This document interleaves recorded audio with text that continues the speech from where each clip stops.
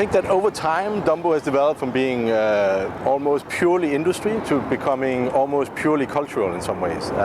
The development of Dumbo has been done initially by a man and a group of people under something called Two Trees Management, and David Valentis was one of the pioneers of looking into this area in general. And so he, over a period of many years, I believe around 20-30 years, have brought up different parts of Dumbo and started to kind of integrate different facilities into the individual buildings. So one of the benefits he's had to develop this strategy has been time. So unlike other developments, he has had the opportunity to look and see what the area needed and what he could kind of put into the next array of buildings that he's been renovating. So he's gone around and, for example, kind of imported theater group and exhibition spaces from other parts of the cities, deliberately trying to create a kind of cultural and art hub, and mixed it up with lots and lots of areas for young entrepreneurial companies, like tech companies especially. I think it's like 25% of all the upstart tech companies are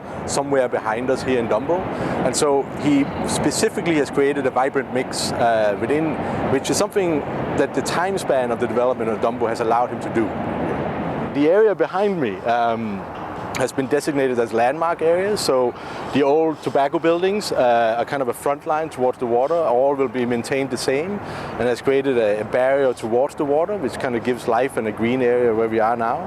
And then all the buildings that are behind are mainly renovations and adaptive reuse buildings. So old factories that have become housing, offices, restaurants, cafes, etc.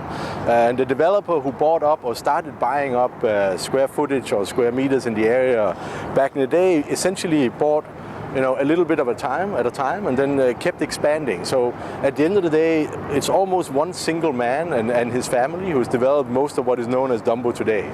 So what's become interesting about Dumbo is that it succeeded in keeping all of these areas open to the public, and as such has provided a park area that has been, like, let's say, long lost in this part of the city, and suddenly there's a kind of public buffer between water, land, and then kind of initial development. So you have a strategy for urban development that has kind of coincided with a landmarks and preservation strategy of trying to keep existing buildings, trying to keep public space, and then behind that kind of stepping up volumes of buildings so that you have a kind of a step down method in some way, so that you keep the waterfront open and available to people of all walks of life basically, and then sporadically introduce festivals or, as behind us, the Carousel building, like different activities that help activate the waterfront in general.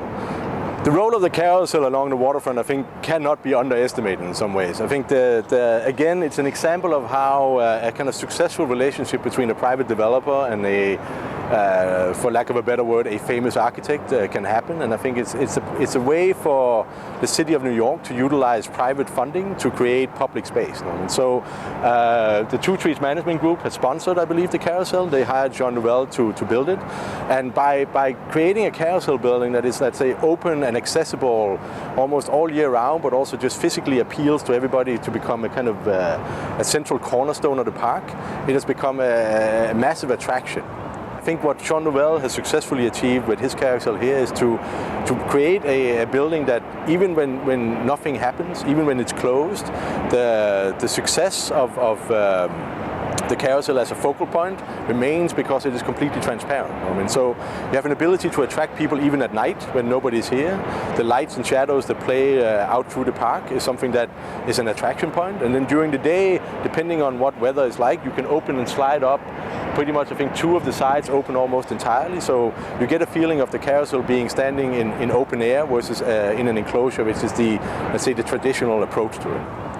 One of the things that is interesting, I think, about the Dumbo area is that it connects directly to a larger development of the Brooklyn Park further south from us. So there's a very long stretch of public area that has facilities for pretty much every generation and every income level. So it ranges between larger sport areas to smaller picnic areas to volleyball beaches to Carousel buildings to ice cream shops, etc.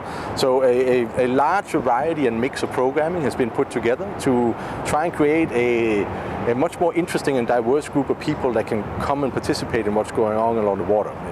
So I think the success for me at least, along the waterfront in this particular area is that it's not a monofocus. They focus particularly on, or specifically on, trying to develop something that appeals to a much broader array of people than you would normally find in these kind of waterfront developments. In some ways, I think this carousel is emblematic of everything that's kind of New York. I mean, it's this kind of meeting between things that are historic, in the same way as we're standing in this area, and things that are new that somehow have to find, at times, an uneasy and at times a really great way to meet. And I think here's an example of how things complement each other versus being at odds, let's say.